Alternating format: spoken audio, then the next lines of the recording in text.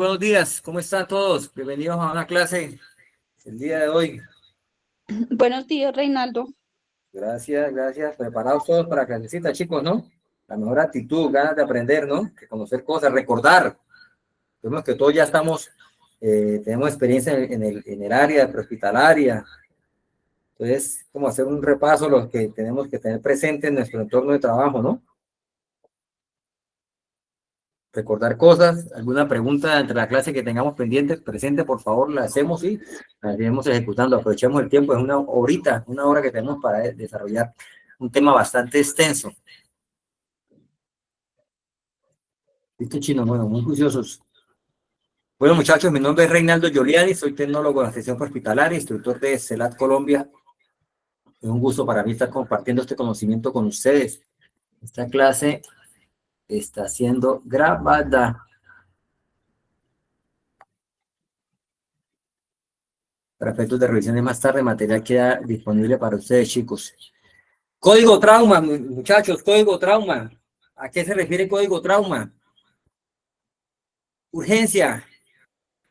Necesitamos soluciones rápidas para la situación que se está presentando, pero para poder aplicar un código trauma necesitamos conocer nuestro entorno de trabajo, qué tipo de situación se puede presentar para estar preparados antes de.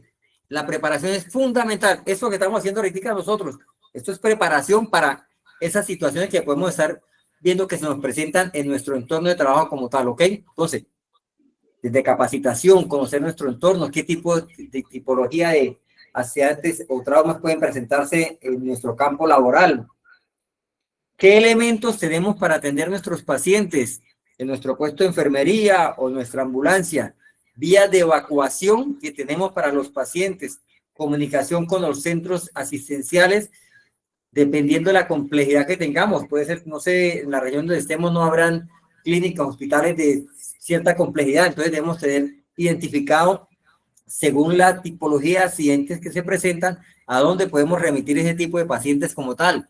¿Cómo están nuestras vías de acceso a nuestro entorno de trabajo? Podemos sacar los pacientes en ambulancia, toca pedir un apoyo aéreo, qué tipo de carro tenemos para transportar el paciente. Vamos a requerir, según el tipo de traumas que se presenten, ambulancias básicas, medicalizadas, ¿sí? Entonces, el código trauma se refiere a eso, tener organizado todo lo que requerimos con anticipación para poder atender las situaciones que se presenten en nuestro entorno como tal.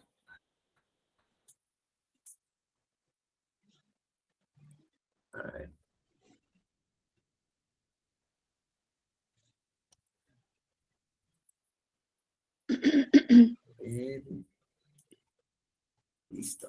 Entonces, dice que es un procedimiento estandarizado para coordinar la detección, ¿sí?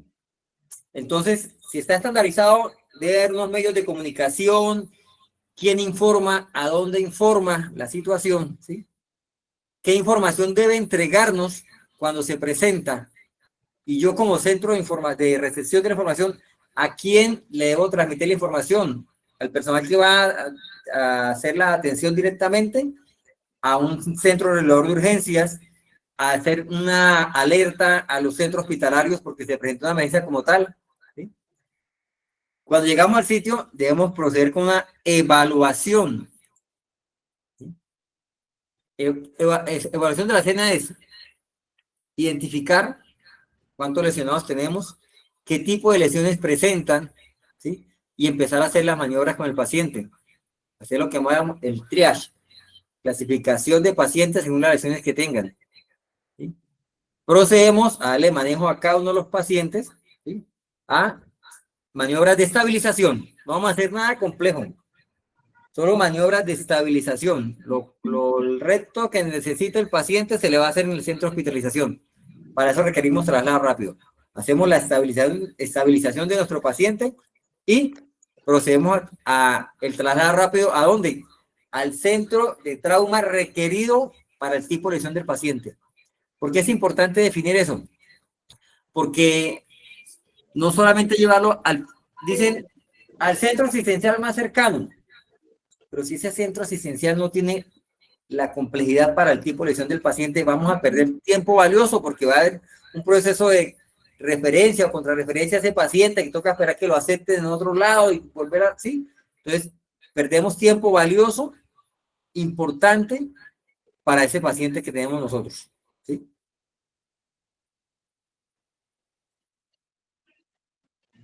Bueno.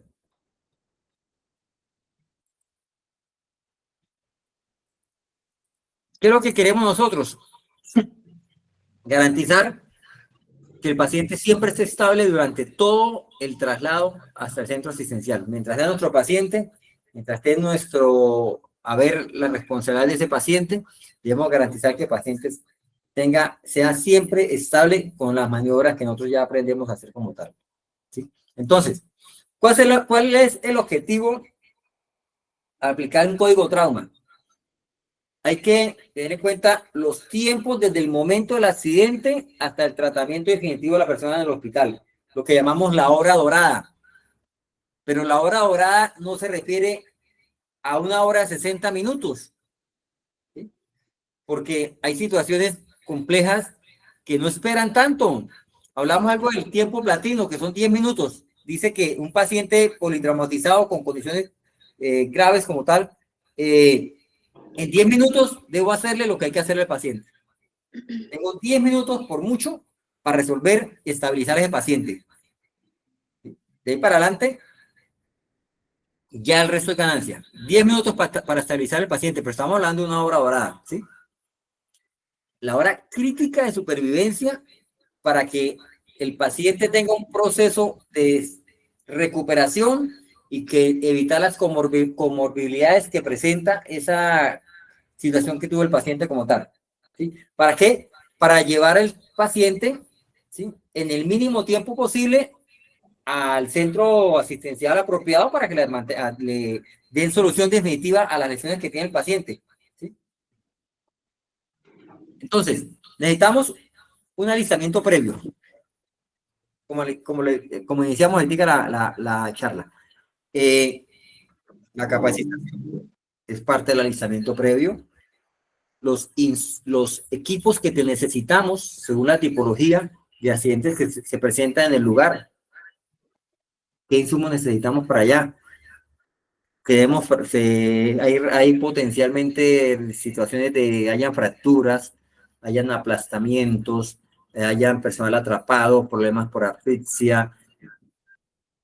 ¿Qué más cantidad de situaciones pueden presentarse en el entorno minero que tienen que trabajar ustedes, ¿no? Amputaciones, fracturas. Amputaciones, aplastamientos, lesiones en la médula espinal, ¿cierto? Ajá, también. Lesiones por proyectiles de roca cuando hay algún tipo de explosiones, lesiones por maquinaria, pacientes que son quedan atrapados, misma maquinaria, las minas como tal los lesiona, ¿sí? Quemaduras. Quemaduras, asfixia, intoxicaciones, muertes por asfixia, ¿sí? Quemaduras. ¿Qué más encontramos? Bueno, entonces, ese tipo de traumas a los cuales encontramos en nuestro entorno de trabajo, estamos preparados para fracturas. ¿Con qué? ¿Sí? Tenemos equipos para hacer procedimiento de manejo de fracturas. Inmovilizadores. Exactamente. Entonces, eso se refiere el alistamiento como tal. Según el tipo de accidente al cual está nuestro entorno, prepararnos teniendo lo que requerimos para hacerles atención como tal. Debemos conocer los mecanismos de lesión a los cuales también se puede estar presentando en nuestro entorno de trabajo, porque cuando nosotros nos hacen un reporte de una situación, nos dicen, fue una explosión. Usted ya tiene que imaginarse qué tipo de lesiones puede encontrar en el paciente. Entonces, con el mecanismo de lesión, antes de llegar al sitio, ya estamos nosotros haciendo un mapa de qué vamos a encontrar, ¿sí? Ahora, entremos en materia como tal. Trauma. es todo daño, toda lesión interno o externo provocado por un agente físico mecánico. O sea, todo tipo de lesión que tengamos se define como trauma, pero debemos ir a lo más específico, porque vamos a, sobre todo cuando entregamos pacientes, trauma en el hombro, trauma en una extremidad, trauma, ¿sí? No, hay diferentes tipos de traumas. Laceración es un trauma, contusión es un trauma, abrasión es un tipo de trauma, ¿sí? Un hematoma es un tipo de trauma, ¿sí? Entonces, trauma es general, pero vamos a lo específico. ¿Qué tipo de trauma tiene esa persona? ¿Sí? Porque, digamos, en el ejercicio en lo que yo trabajo periódicamente, diariamente, nuestro auxiliar siempre, trauma, pero no, vamos a lo específico, porque es importante entregar una información correcta, exacta al profesional, sobre todo cuando estamos nosotros de pronto en ambientes lejos que nos toque transmitir por teléfono, transmitir pues, sí, por vía telefónica a otro profesional que nos va a dar un apoyo, el tipo de lesión que tiene el paciente. No estamos solamente con trauma, no vamos a ser muy específicos. ¿Sí? Entonces, eso es lo que quiero enfatizar a ustedes con lo que me refiero a definición de trauma como tal. Tenemos, y paciente politraumatizado es el que presenta al menos mínimo dos traumas donde uno de ellos tiene riesgo elevado de complicaciones y mortalidad del paciente. Entonces, mínimo dos traumas donde uno está comprometida la vida del paciente. Ese es paciente politraumatizado. Ahora, necesitamos tener un protocolo de evaluación. ¿Qué debe cumplir ese protocolo? Debe ser rápido. Yo no puedo desgastarme perdiendo el tiempo allá haciendo una evaluación minuciosa. No. Vamos a lo rápido, lo urgente, lo que pone en riesgo la vida del paciente. ¿Sí? Eficaz, donde identifiquemos claramente qué lesión tiene ese paciente como tal. Y debemos llegar de una vez con una dotación mínima requerida para poder atender al paciente. ¿Sí? Yo he llegado a hacer un triage así, ay, tiene hemorragia sanguinante y paso al siguiente paciente. No, el paciente se me va a quedar ahí. Yo no puedo quedarme solamente valorando, dando triaje y tengo un paciente que lo voy a intervenir de una vez algo, porque mientras me voy a revisar, cuando tengo múltiples lesionados, mientras paso al siguiente, cuando venga nuevamente el primer paciente, ya no tengo paciente. Claro, hasta que también depende cómo nos organicemos, ¿no? Porque de pronto uno puede estar haciendo clasificación rápida y el equipo que viene atrás de nosotros empieza a actuar de una vez. Ahora, que no debemos quedarnos en un paciente haciéndole todo el procedimiento que requiera hasta finalizar. Vamos a hacer lo básico, lo importante, lo necesario para estabilizar a ese paciente. ¿Por qué sucede? Porque a veces encontramos pacientes con múltiples laceraciones, múltiples contusiones, múltiples traumas como tal, y empezamos a hacer todo. No, el paciente vamos a hacer el control de las lesiones que ponen en riesgo la vida del paciente. ¿Sí? Ya si hay tiempo para más, después de que hayamos hecho el resto de evaluación de más pacientes, es solamente uno, listo, hacemos el resto de cositas durante el traslado. Pero vamos a lo básico, lo importante, lo que pone en riesgo la vida del paciente como tal. Entonces, ¿cuál es el protocolo estandarizado que tenemos para evaluación del paciente? El XABCD. Ese lo hemos trabajado, machucado de arriba abajo, pero es importante tenerlo claro que se debe hacer en ese orden. ¿Sí? Porque cada una de esas létricas nos va dando la prioridad que tiene el paciente para poder, de las situaciones que ponen en riesgo su vida. Yo no puedo llegar a valorar la B sin haber valorado primero la X, ¿sí? Y así sucesivamente. Pero yo no llego allá a la escena con que, bueno, empiezo con la X, ahora voy con la... No, eso se hace mecánicamente de una manera simultánea, ¿sí? Lo que quiere decir es que yo, desde que voy a al paciente, Si veo una hemorragia sanguinante, procedo una con la hemorragia, el control de hemorragia. Si no la veo, hago una evaluación rápida, paso con la A, pero es que en la A, la vía aérea, mientras yo reviso la vía aérea, yo estoy viendo que el paciente ya está, estoy evaluando respiración, porque el paciente está respirando, ¿sí? Yo simplemente veo que el paciente habla, entonces la vía, ya identifico automáticamente que la vía aérea está permeable, ¿sí? Entonces sigo en el paso a paso que debe tener el paciente, lo que quiere decir de que yo no voy a tengo un paciente que, bueno, que no puede hablar, yo empiezo a sospechar de una obstrucción de la vía aérea, el paciente está inconsciente, ¿sí? Entonces empiezo a proceder desde la X, A, B, C, D en ese orden, porque son las situaciones que ponen en riesgo al paciente como tal. Ahora miremos una a una como tal. ¿Qué es lo que hacemos en la X? Control de hemorragias sanguinantes. Si no tenemos volemia, no hay paciente. Por eso la primera que tenemos, la X. Paciente podemos encontrarlo con una... bueno, eso es lo que pasa, muchachos, es que a veces llegamos y encontramos fracturas expuestas que son bastante llamativas, ¿sí? Y nos concentramos en mirar la fractura, pero no hay hemorragia, ¿sí? Entonces, pues, eso es lo que quiero que tengamos. No nos dejemos de llevar por otro tipo de lesiones y sigamos el orden como tal. ¿Sí? Prioriza el control de hemorragias antes que la vía aérea, antes que la B, respiración y antes que la C, circulación. Si no controlamos la hemorragia, todos los procedimientos que hagamos en la vía aérea, en la ventilación y circulación, son en vano. Ahora, ¿qué intervenciones a nivel prehospitalario podemos hacer? Primero, identificación rápida de hemorragia sanguinante, ¿sí? Y control mecánico de la hemorragia, ¿sí? Los torniquetes son digamos que nuestra herramienta de primera línea para el control de hemorragias, ¿no? Pero podemos hacer dependiendo de cómo veamos la intensidad de la hemorragia, tenemos otro tipo de insumos para utilizarlos, también depende de donde sea la hemorragia como tal.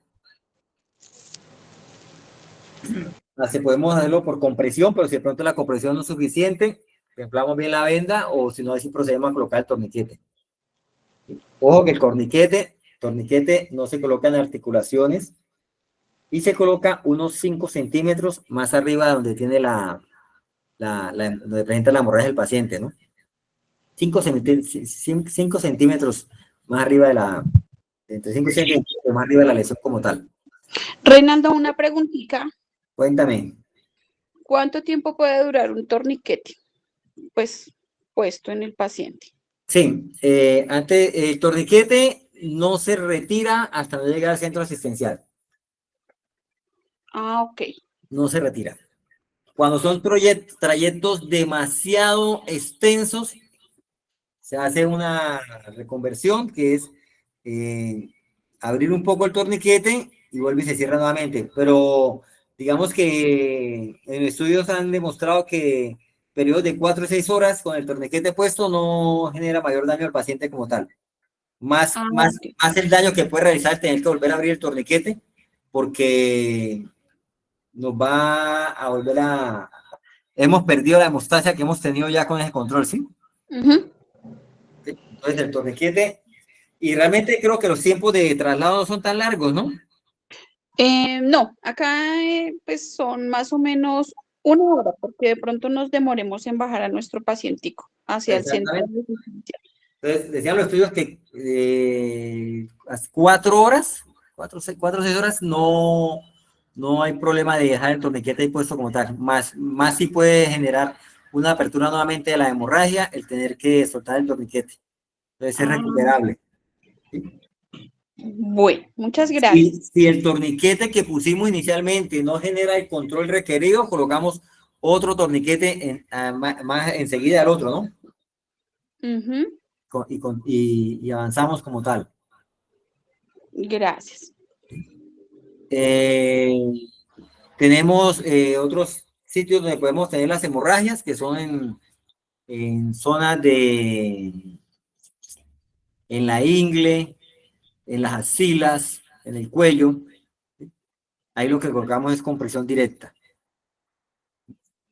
Cuando tenemos fractura de huesos largos, sabemos que el tema de los huesos largos es donde se produce la hematopoiesis, la producción de sangre. Entonces, el alinear esa fractura, el inmovilizarla, ¿sí? Eso ayuda a reducir el sangrado como tal.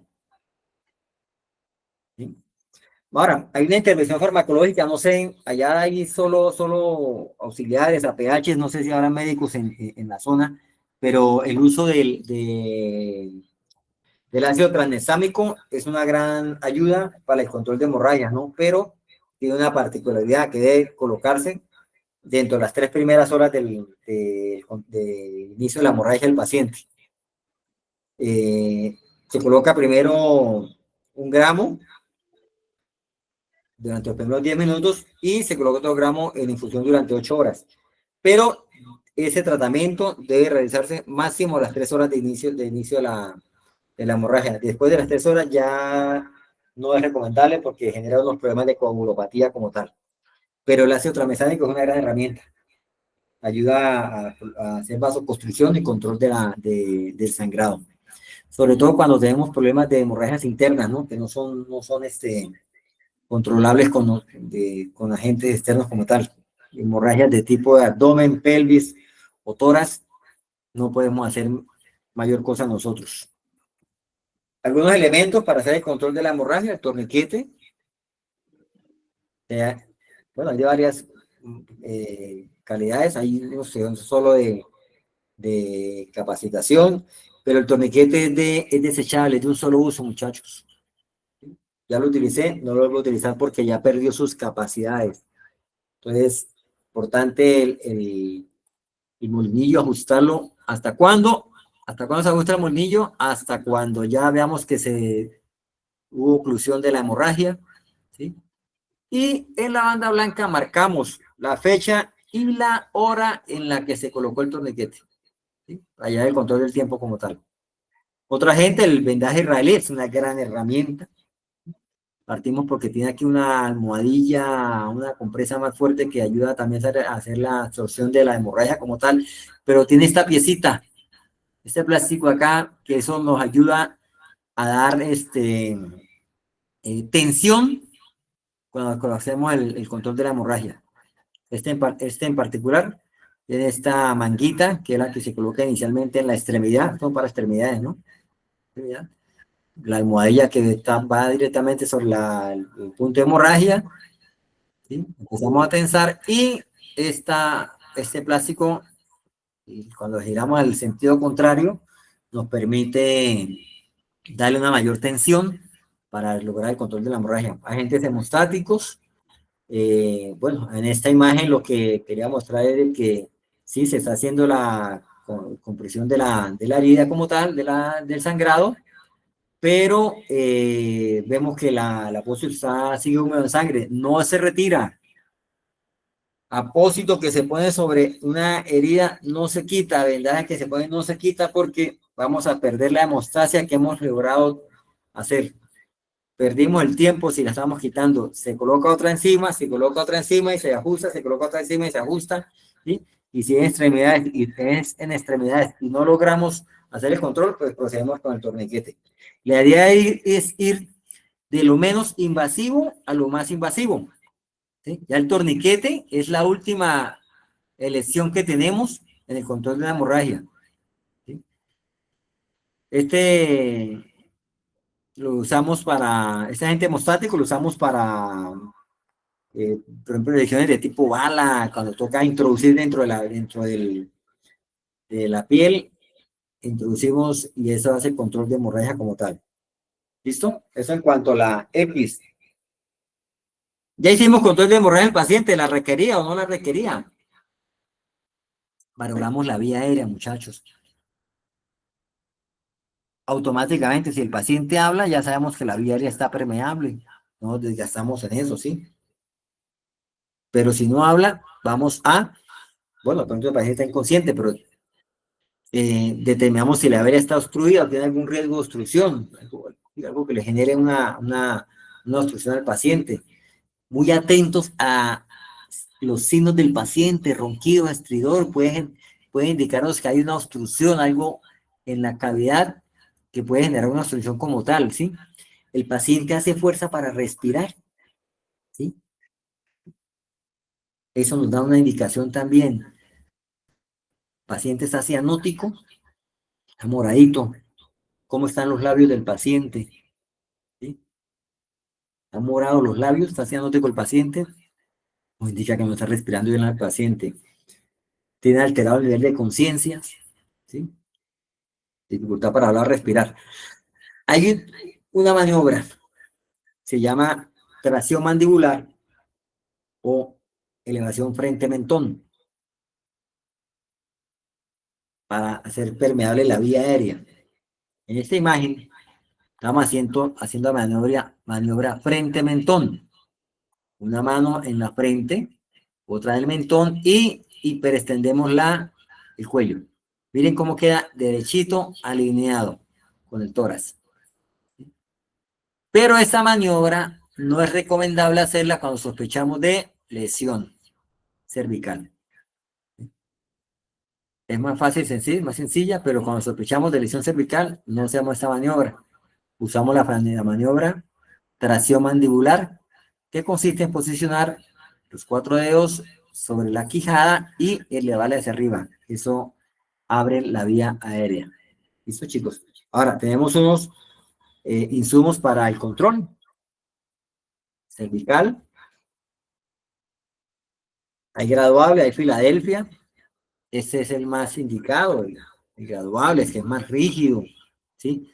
Tiene esta apertura que nos permite hacer algún tipo de maniobras a nivel del cuello del paciente, de la garganta del paciente, ¿sí?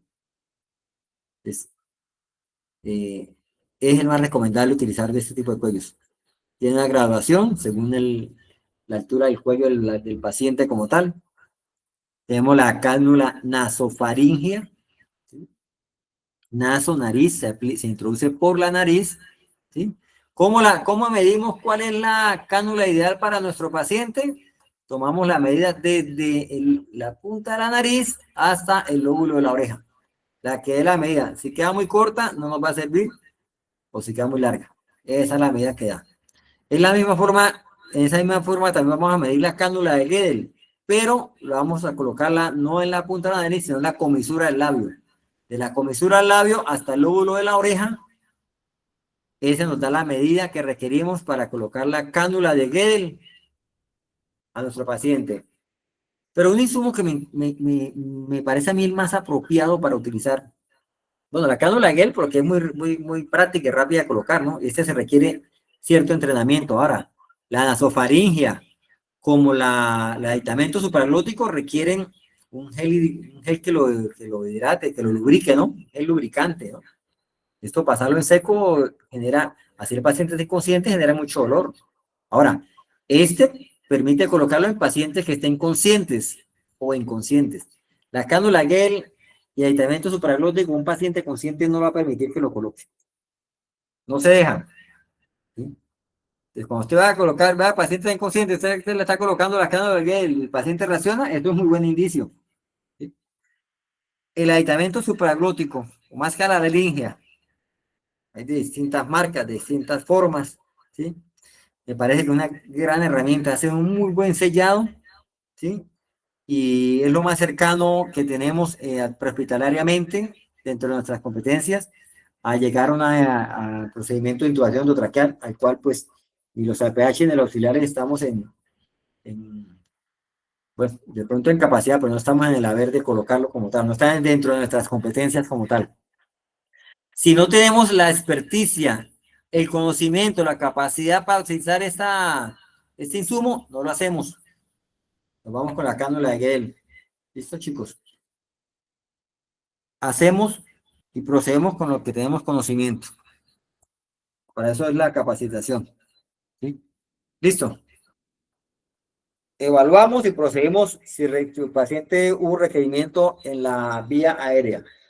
Vamos con la letra B del XABCD. ¿Qué queremos con la B? Evaluar y asegurar la ventilación del paciente. Pero como les decía al inicio, no es empezar, ya hice la X, ahora hago la A, ahora hago la B. Usted de una vez, mientras está viendo el paciente, mientras está controlando la hemorragia, mientras haciendo algún procedimiento, usted de una vez ve si el paciente hace expansión del pulmón, expansión del tórax, ¿sí? Y usted ya sabe que el paciente está respirando. Ahora, en la B, vamos a hacer una evaluación más profunda, ¿sí? ¿En qué condiciones está respirando nuestro paciente? ¿Sí? Paciente presenta signos de hipoxia, presenta signos de insuficiencia respiratoria. ¿Qué otro tipo de lesiones tiene el paciente? La respiración es rápida, ¿sí? Es rápida pero corta, o sea, el paciente pronto tiene una lesión, unas fracturas de la región costal y no le permite hacer la expansión del tórax, entonces tiene respiración corta y al no hacer esa expansión que requiere, vamos a encontrar al paciente hipóxico, ¿sí? Vamos a encontrar signos de insuficiencia respiratoria de nuestro paciente. Y vamos a ir más profundo a encontrar neumotoras o hemotoras como tal. Neumo, aire en la cavidad pleural, hemo, sangre.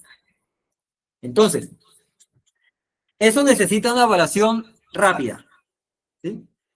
Observamos si el paciente hace esfuerzo para respirar, ¿sí? Miramos los músculos accesorios y está haciendo fuerza con los músculos accesorios del paciente, ¿sí? ¿Cómo es la frecuencia respiratoria del paciente? ¿Con qué frecuencia respira el paciente? 25, 30 respiraciones, ¿sí? Pues está muy lento, menor a 12. Normal entre 12 y 20, ¿no? Menor a 12, mayor a 20. Eso nos da unos indicadores. El movimiento del tórax es simétrico. Se expanden ambos a la vez, se contraen ambos a la vez, ¿sí? Eso nos indica que hay falla en alguno de los hemitórax, ¿sí? Si la auscultación encontramos ruidos anormales, ¿sí? Sibilancias, crepitancias, ¿sí?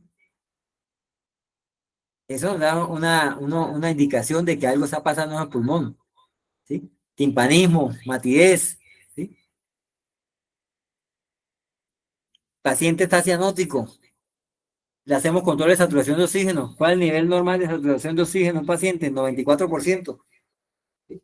Inferior a 94 ya es una deficiencia y hay que darle soporte, ¿sí? Le decía, auscultación bilateral. Auscultamos ambos pulmones. ¿Qué buscamos? Disminución, ausencia de ruidos, ¿sí? Sonidos extraños, crepitancias, ¿sí? Eso nos va a indicar que hay una anomalía en alguno de los pulmones como tal. Entonces, si al mirar la saturación de oxígeno está por debajo de 94, lo ideal sería igual a 94 o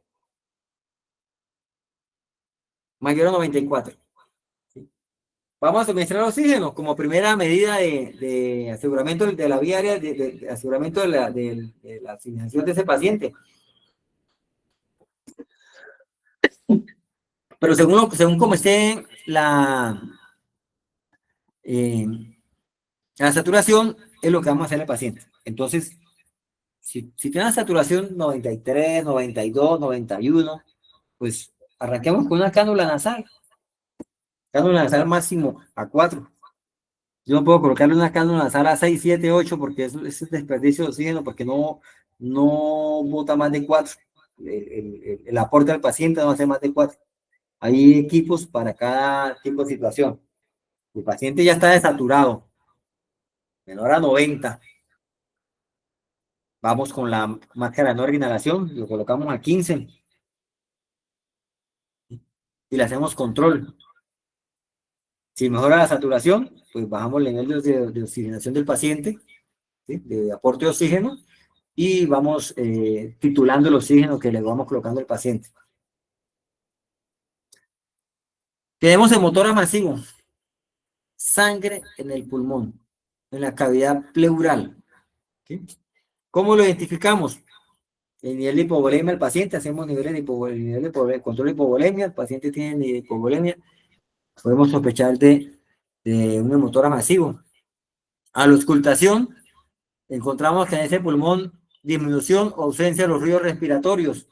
Entre más se va llenando de sangre ese pulmón, es menor la capacidad que tiene el paciente de llevar oxígeno al pulmón. Entonces, los ruidos se disminuyen. Matidez de la percusión, ¿sí? A la hora de hacer la percusión del pulmón, ¿sí? Matidez es signo de que el paciente tiene un neumotórax masivo, ¿sí? ¿Cuál es el manejo? El manejo es descompresión mediante drenaje torácico, una toracotomía, pero hospitalariamente considero que no tenemos la capacidad para realizarla. Eso lo ideal es que se haga en un ambiente controlado, a nivel de sala de cirugía como tal. Entonces lo que hacemos con el paciente es colocarlo en una posición que le ayuda a respirar mejor, que es supino, en Fowler, semisentado, y darle soporte de oxígeno para que ayudarle a la oxigenación del paciente como tal. Y el neumotórax, que es aire en la cavidad pleural, a medida que va entrando más aire a la cavidad pleural, también va ocupando el espacio del pulmón y el pulmón termina reduciéndose. Pulmón normal, un pulmón con un neumotórax, atención, ¿sí? Se reduce la capacidad de aire del paciente. ¿Cuál es el tratamiento para el neumotórax? Es la descompresión de tórax.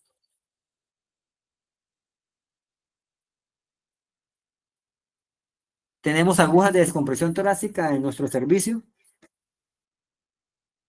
¿Hemos utilizado alguna vez la aguja para descompresión de tórax?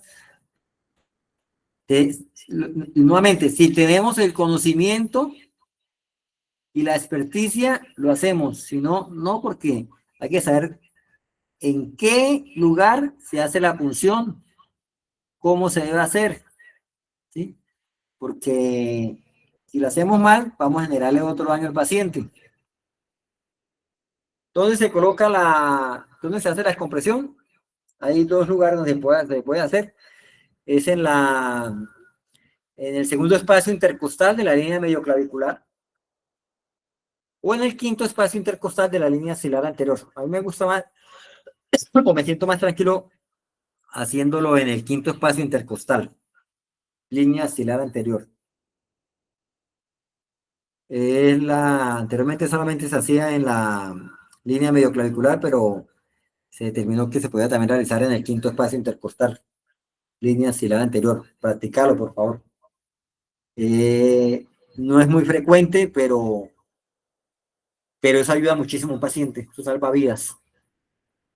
Importante que es muy complicado conseguir esas agujas aquí en Colombia, en los sitios donde hemos comprado insumos. Acá nunca los he conseguido, siempre ha tocado pedirlo en el extranjero. Aquí, por lo menos acá en mi región, en Bucaramanga, esas agujas no se consiguen.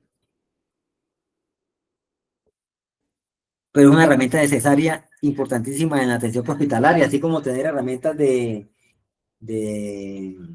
poder, ojalá pudiéramos tener, ¿cómo se llama? Se me olvidó el nombre, bueno, una herramienta, ahorita me acuerdo cuál les digo. ¿Qué otras lesiones podemos encontrar a nivel de la B? Fracturas costales, ¿sí? Encontramos algo que se llama el tórax paradójico, cuando hay una fractura de más de 3 costillas. Cuando yo normalmente tomo aire, que el pulmón se expande, en el tórax paradójico es lo contrario. Cuando yo tomo aire, en la parte donde está la fractura se hunde. Y cuando yo boto el aire, en vez de reducirse el tamaño de mi tórax, en la parte donde está la fractura se expande. Por eso se llama tórax paradójico, cuando hay 3 o más costillas fracturadas. Mire, las lesiones de tórax, los golpes en la región costal, son muy dolorosos. Y puede ser muy leve el golpe, puede ser que no haya fractura, pero el paciente no es capaz de hacer la extensión. Cuando uno necesita llenar su pulmón y tomar todo ese aire, el paciente no toma más, entonces empieza a hacer respiraciones lentas, respiraciones cortas, y entra en hipoxia, que no le da suficiente suministro de oxígeno que necesita. Ese paciente toca ayudarlo dándole, colocando el oxígeno, ¿sí? Y eso duele muchísimo. Y son situaciones que demoran muchísimo tiempo en recuperarse. ¿Por qué? Porque, lógico, el tórax nunca está quieto, usted siempre está respirando, entonces no va a tener esa quietud necesaria para que si es una fractura, se arregle, se componga, se solde, como tal, ¿sí? Durante el traslado al paciente que tenga ese tipo de lesiones, es importantísimo llevar siempre control de la saturación, monitorizar el paciente, monitorizar la frecuencia respiratoria, ¿sí? Eso nos va dando un signo de deterioro clínico que nos va a indicar si necesitamos empezar a hacer procedimientos con ese paciente como tal. Listo, chicos, pasemos a la C. Circulación y control de otras hemorragias, pero hemorragias no es sanguinante, hemorragias pequeñas, laceraciones, abrasiones, otro tipo de control que requerimos, ¿sí? Entonces, ya, ahí sí vamos a empezar a hacer la reposición de líquidos, ¿sí? Cristaloides isotónicos. ¿Cuáles son los isotónicos? Los más parecidos a la sangre, solución salina y lactato de Ringer, según el requerimiento del paciente, ¿sí? Hacemos control del sangrado y reposición de líquidos en esa parte de la valoración. O si el paciente tuvo una hemorragia sanguinante y perdió muchísima sangre, hay que hacer reposición de ahí mismo una vez, ¿no? Hay que recuperar la volemia del paciente. Lo ideal sería poder tener productos sanguíneos en nuestro servicio, ¿sí? Pero es muy complejo el almacenamiento de ellos como tal, el proceso de transfusión o de colocación es muy especializado. Eso se hace a nivel intrahospitalario, pero no hay nada mejor que la sangre para el mismo cuerpo humano. Y las soluciones, los cristaloides isotónicos, es lo más parecido, pero no cumple el 100%, pero es lo más cercano. Lo ideal sería poder obtener sangre para reponer sangre perdida. En pacientes que tienen el motor masivo, a veces se usa bueno, ya intrahospitalario, ese mismo drenaje de sangre, la drenan y vuelve y la colocan al paciente como tal. Pues eso hospitalariamente es más complejo como tal. Entonces hacemos fluidoterapia, empaquetamos heridas, ¿sí? Todo el tratamiento básico en el lugar para hacer los controles, ¿sí? Déficit neurológico. Es una evaluación rápida del estado neurológico de nuestro paciente. Identificamos qué alteraciones tiene y qué intervenciones podemos requerir, ¿sí? ¿Qué queremos con eso? Determinar el deterioro neurológico de nuestro paciente, ¿sí? ¿Qué tan deteriorado está nuestro paciente? ¿Sí? ¿Cómo está el nivel de conciencia del paciente? ¿Ha presentado convulsiones? Miramos las pupilas del paciente, ¿tiene déficit focal? ¿Sí? ¿Tiene algún signo de lesión cerebral traumática? Las pupilas nos dicen qué pasa en nuestro cerebro, ¿sí? La herramienta digamos, de primera línea o esencial rápida para detectar déficit neurológico es la escala de Coma-Glas, la cual nos va a evaluar 3 parámetros con un puntaje en particular, ¿sí? Vamos a evaluar la apertura ocular con un puntaje máximo de 4, respuesta verbal, respuesta de 5 y respuesta motora 6. Esos 3 suman 15 puntos, ¿sí? Donde el mínimo es 1. Si el mínimo es 1, ningún paciente puede estar por debajo de 3. ¿Sí? Cuando un paciente no tiene ninguna respuesta ocular, el puntaje es 1, no es 0. Pilas con eso, chicos, porque he visto casos por ahí. Entonces, el mínimo debe ser 3/15, pero vamos a evaluar la apertura ocular. Tiene apertura espontánea, el paciente abre los ojos normal, sin ningún requerimiento como tal, se lo coloca 4, o los abre al llamado, al estímulo verbal. Si no, no los abre. Entonces, 3. Solamente los abre cuando le abro un estímulo doloroso. Yo ya lo llamé y no me contestó. Le hice estímulo doloroso, se abrió los ojos, ¿sí? Entonces, así para todos los ítems, le vamos dando la calificación y sumamos y nos va a dar una evaluación como tal. Y vamos a clasificar el tipo de trauma que tiene el paciente. Entre 13 y 15 es leve, entre 9 y 12 es moderado y entre 3 y 8 es grave.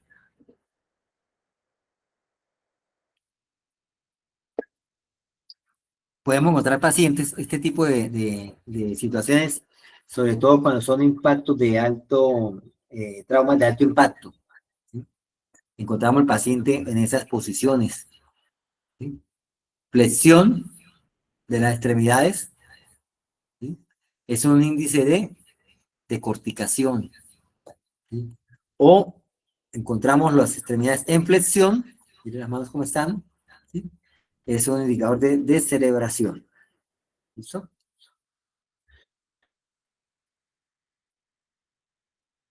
A ver, ¿por qué es importante hacer el control permanente del paciente? Porque hay situaciones que podemos nosotros mejorarlas o compensarlas durante el traslado, durante el manejo del paciente. La hipoxia, ¿cómo la recuperamos? ¿Cómo la nivelamos? Con oxigenoterapia. Según el nivel de saturación del paciente, vemos qué flujo de oxígeno le colocamos al paciente y con eh, qué equipo utilizamos para eso como tal. No solamente una cánula, una máscara simple o máscara no de inhalación o requiere procedimientos más invasivos. ¿Sí? Hipoglucemia, si el paciente está indicado, se puede administrar glucosa. ¿Sí? Paciente hipotenso, ¿sí? Son situaciones que podemos revertir nosotros en nuestro manejo de paciente prehospitalario. La E, que es la última, más no la menos importante. En la E, vamos a hacer una exposición completa al paciente. Desnudar el paciente, ojo, dentro de un entorno que guarde la integridad del paciente como tal. ¿Qué es importante del paciente? Retirar la ropa de manera pues, sistemática para poder ir haciendo una evaluación del paciente. Pues, quitando la camisa, reviso todo el entorno como tal, voy quitando los pantalones y reviso todo como tal. ¿Dónde busco? Bueno, ya miramos, ¿dónde buscamos? ¿Qué te buscamos? Hemorragias que no hayamos detectado, cualquier tipo de lesión que hayamos detectado en la valoración rápida que hicimos. De pronto lesiones penetrantes, tenga quemaduras que no hayamos evidenciado, alguna otra fractura que no hayamos evidenciado como tal. Zonas como los glúteos, los pliegues cutáneos, ¿sí? Hay que revisarlo muy bien, son zonas escondidas del cuerpo donde de pronto no rápidamente no encontramos lesiones como tal, ¿sí? Eso tiene que ser rápido. Debemos, el menor tiempo posible, tener el paciente expuesto a una hipotermia como tal, ¿sí? Tenemos las mantas térmicas, ¿sí? Si tenemos dispositivos de calentamiento, pues los utilizamos. Si el paciente tiene la ropa mojada, hay que retirarla. ¿Sí? Hay que buscar otra ropa, hay que darle siempre, buscar las mejores condiciones al paciente. Es más, en nuestro vehículo, darle las condiciones climáticas requeridas como tal. ¿Sí? Paciente hipotérmico, pues no vamos a colocarle el aire acondicionado. A eso nos referimos. Ahora, hay algo muy importante. Ya hicimos la evaluación de la cena, atendimos a nuestro paciente, lo estabilizamos y nos vamos para el centro asistencial, chinos. En el transporte pasan muchas cosas que pueden afectar a nuestro paciente. Pendiente con eso, los conductores de ambulancia.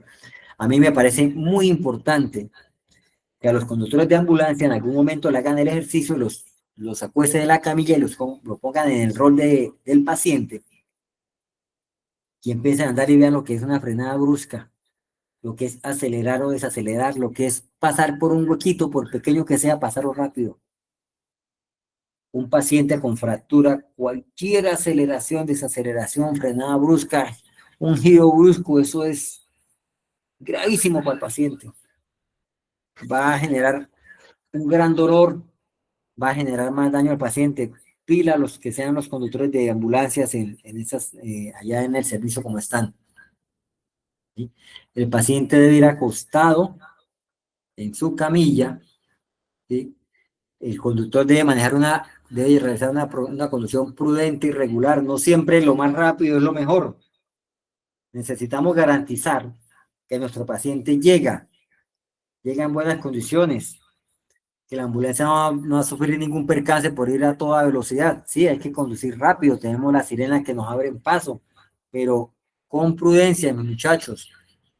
El paciente debe ir asegurado a la camilla, ¿sí? Normalmente se va el paciente en la tabla espinal y la tabla se desliza fácilmente en la camilla. A la hora de una frenada brusca, la camilla, la tabla va a salir para adelante, ¿cierto? Entonces, todo eso debe ir asegurado con los cinturones de seguridad.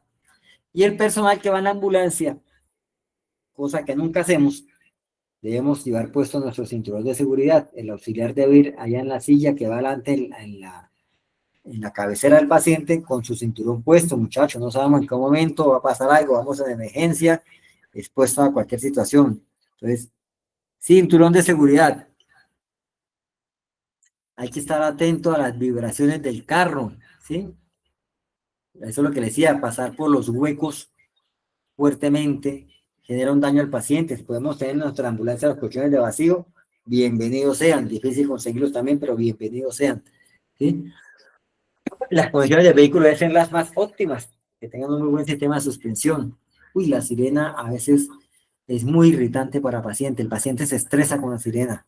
Entonces, cuando tengamos traslados en trayectos largos, media hora de sirena, una hora de sirena muy desgastante. Utilicémosla solamente cuando vayamos a hacer sobrepasos, cuando veamos que tenemos carros adelante y necesitamos sobrepasar, activamos sirena. Cuando pasamos y vemos la vía ya despejada, apaguémosla, eso genera un poco de tranquilidad para el paciente, ¿sí? Y el mantenimiento el mantenimiento del aire acondicionado para el paciente, mantener el ambiente adecuado para el paciente y usar sábanas térmicas si es requerido en el servicio como tal. Hay que tener en cuenta la gravedad del paciente para saber a qué centro asistencial se va a remitir, ¿sí? Debe haber un protocolo establecido, ya previamente socializado, donde sabemos qué tipo de lesiones vamos a llevar a qué tipo de centro asistencial. No llevarlo al centro que no se requiere porque vamos a perder tiempo en el proceso de remisión. No es decir, ya salí yo, este ya no es mi paciente, ya lo entregué, ya no. Es entregarlo en el centro asistencial adecuado según la complejidad del paciente, ¿sí? Y para eso también debemos tener, bueno, este paciente va a estar al centro asistencial, voy a llevarlo, ¿cuánto tiempo se requiere para llevar al paciente? ¿Se va a llevar a ambulancia o requiero apoyo de un helicóptero para trasladar al paciente como tal? ¿Sí?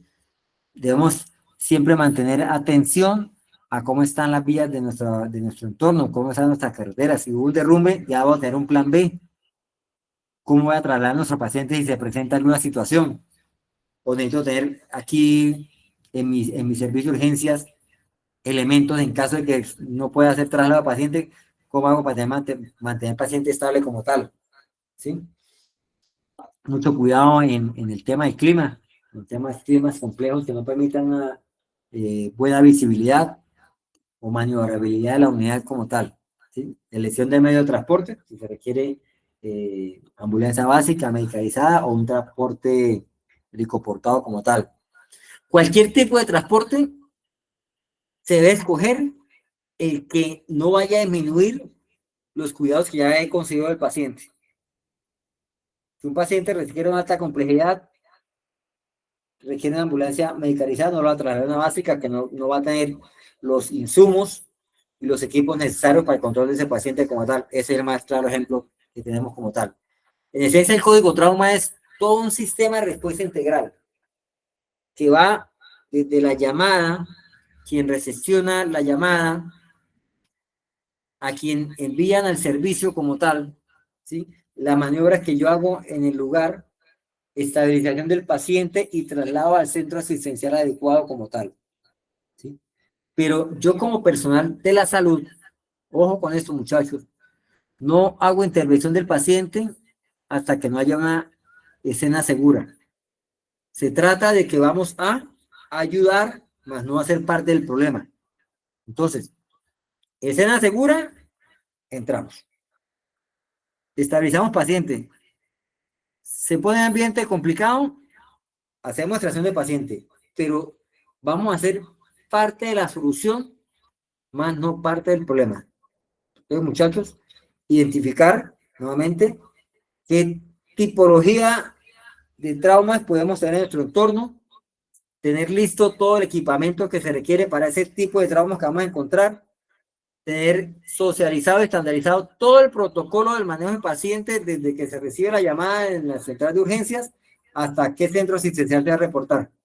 Pacientes complejos es importante mantener comunicación con el centro asistencial para que sepan qué paciente llevamos, en qué condiciones llevamos, para que estén listos, que es lo ideal durante el traslado. Ojalá pueda haber comunicación directa con el médico de urgencias, que nos esté dando apoyo en cuanto al manejo del paciente, que estemos dándole permanentemente información de los signos del paciente, cómo está evolucionando, para que nos ayuden indicándonos qué maniobra debemos realizar con el paciente como tal.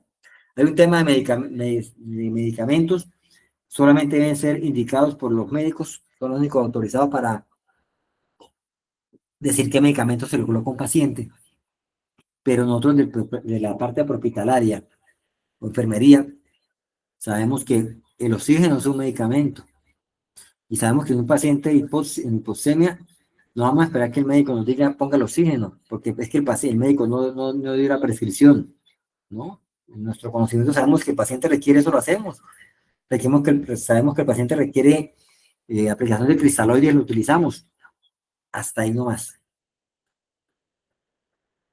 De ahí ya medicamentos más complejos, toca con orden médica, muchachos. ¿Listo? Eso sería todo por este tema como tal, chicos. No sé si tienen alguna otra pregunta al respecto, alguna duda en cuanto a lo que ustedes manejan allá. Sin embargo, aquí en CELA estamos atentos a cualquier requerimiento como tal. Les dejo también ahorita en la anotación mi número de teléfono para cualquier pregunta que requieran, cualquier complementación. Les estaré colaborando como tal.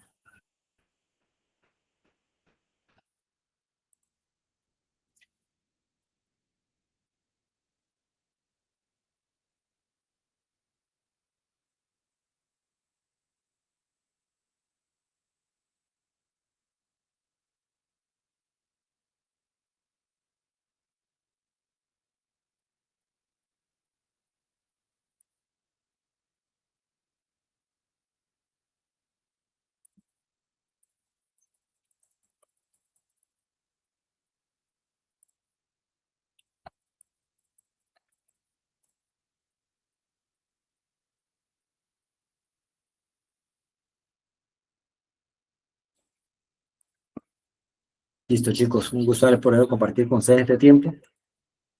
Espero sea de gran aporte para ustedes.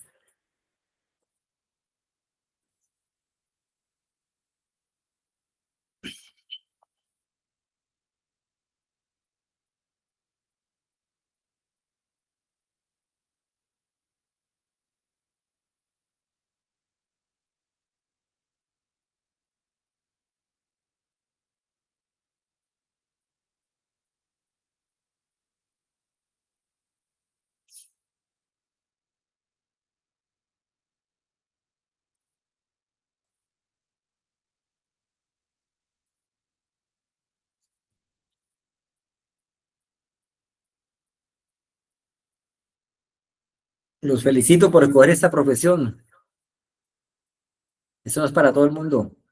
Eso se requiere mucho amor, amor por el prójimo, ganas de ayudar a los demás. Los invito a estarse capacitando cada día. Esto cambia, todos los días cambia. Hay cosas nuevas. Y el ejercicio, la preparación es importantísimo, muchachos. Cada paciente, cada situación es muy distinta. Cada paciente tiene una complejidad distinta. Tenemos son herramientas básicas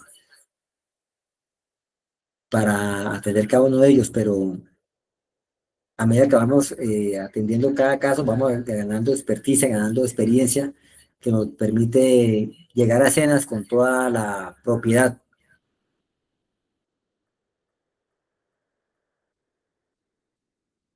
Bueno, muchachos, Dios los bendiga. Un abrazo a ustedes.